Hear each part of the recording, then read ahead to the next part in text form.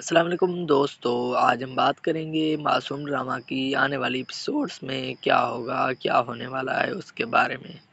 تو video start کرنے سے پہلے اب دوستوں سے گزارش ہے، چینل کو سبسکرائب نہیں کیا تو چینل کو سبسکرائب اور ویڈیو کو لائک کیجئے۔ تو چلیں ویڈیو کا آغاز کرتے ہیں۔ تو بالآخر نواب صاحب نے اپنا ارادہ تبدیل کر لیا، نیلی وجدان سے ہی شادی کرے گی۔ گھر میں سب کچھ تو طے تھا، لیکن نیلی کے دل میں ایک ہی نام تھا، دلشاد۔ نیلی روتی رہی اور ابا کو بتاتی رہی، ابا میں شادی نہیں کرنا چاہتی، میں دلشاد کو دل سے پیار کرتی ہوں۔ لیکن نواب صاحب کا دل پتھر کا ہو گیا تھا۔ انہوں نے کہا کہ میں جو کہوں گا وہی ہوگا۔ جب یہ خبریں دلشاد کے پاس پہنچی تو اس کا دل ٹوٹنے لگا، وہ بکھر گیا۔ کاش نیلی کسی اور کی ہوتی، میں اسے نہیں دیکھ سکتا تھا۔ شادی کی رات ہی جب نواب شہنائی صاحب کے گھر میں کھیل رہی تھی دلشاد، وہ کچھ کہے بغیر وہاں سے چلا گیا، بغیر کسی کے دھیان میں۔ رات کو سڑکوں پر کیلے چھلتے ہوئے دلشاد پیسوں کے بارے میں سوچ رہا تھا۔ لوگ ہمیشہ محبت خریدتے ہیں، ہو سکتا ہے اب مجھے بھی امیر بننا ہے۔ اسی رات وجدان اور نیلی کی شادی ہو جاتی ہے۔ قسمت دیکھو، شادی کے کچھ عرصے بعد نیلی کی طبیعت اچانک خراب ہو گئی، وہ بے ہوش ہو جاتی ہے، وہ نیچے گر گئی۔ وجدان گھبرا گیا اور اسے اسی وقت پر اسپتال لے جاتا ہے، اور وہاں بھی درین اسنان دلشاد اپنی بہن چھٹکی کی خراب صحت سے پریشان ہے۔ جس وقت یہ واقعہ پیش آیا میں اسی اسپتال میں موجود تھا۔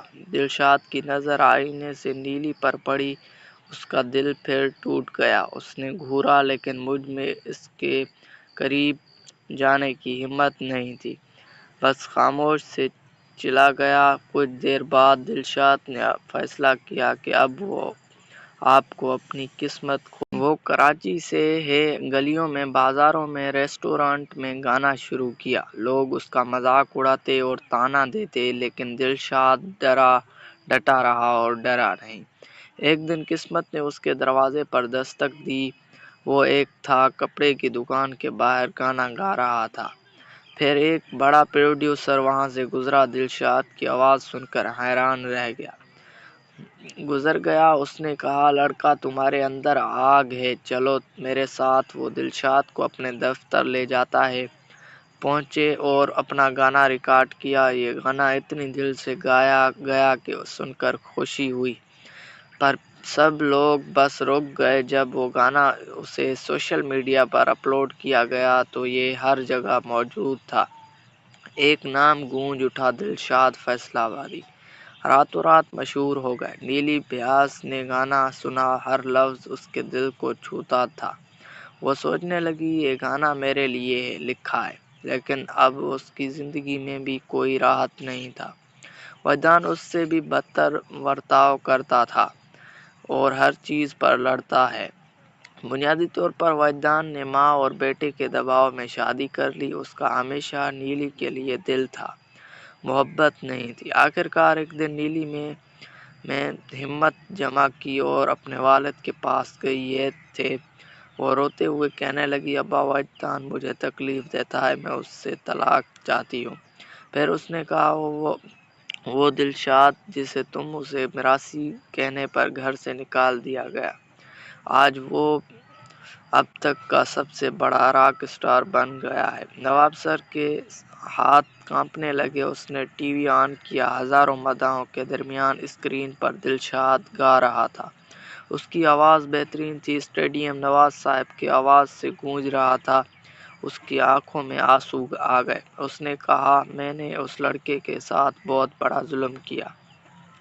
اگلے دن وہ دلشاد سے ملنے گیا۔ اس نے کہا، بیٹا مجھے افسوس ہے، اور اگر تم چاہو تو میری بیٹی سے شادی کرنا۔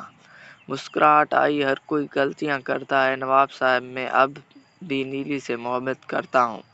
کچھ دنوں کے بعد نیلی نے وجدان کو طلاق دے دی، اور پھر وہ دن آ گیا جب سب خواہشات پوری ہوتی ہیں۔ دلشاد اور نیلی کی شادی ہو گئی۔ یہ ایک عظیم معاملہ تھا۔ شادی کے بعد جب دلشاد نیلی کو اپنے بڑی کار میں گھر لے جا رہے ہیں، جب وہ اسے لے کر آیا تو نیلی کی آنکھیں کھلی کی کھلی رہ گئی۔ اتنا بڑا گھر، اتنی شہرت، اسے یقین نہیں آ رہا تھا۔